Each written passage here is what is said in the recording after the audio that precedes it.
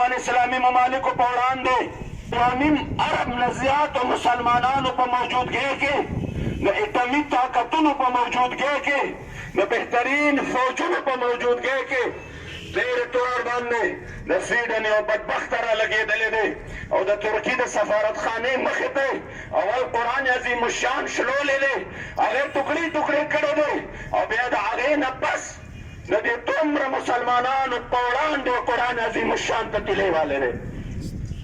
ما ورته دا نظاره لیدلې ده حکمرانو لیدلې ده د هغې باوجود څوک د جواب دپاره په محض رسمي جواب وشو رسمي جواب سوی مونږ مذمت کوو یو ټویټر باندې چې کوم دی څه راشي ټویټ راشي چې مونږ مذمت کوو ما درته وې که په مذمتونو باندې کفار سمېدې نو 51 کالو نه مونږ د کشمیر چې کوم تسلط دی د هغې مذمت کوو که نه کوو جواب راله راکړې کوو که نه کوو کشمیر آزاد شو که دا د اسلاموفوبیا خلاف په خبره باندې کېدی نو تېر کال ډېرو خلکو برید تاول چې زمونږ فلاني خان اسلاموفوبیا خلاف خبره وکړه ما به هغه وخت کې وې ثمره یې راته وښایه نتیجه یې راته وښایه خو خلکو وې نه دا د عمران دشمن دی دی به کوي داسې خبرې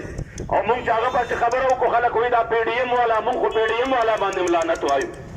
ځکه د اسلام په دشمنۍ کې خو دواړه یو دي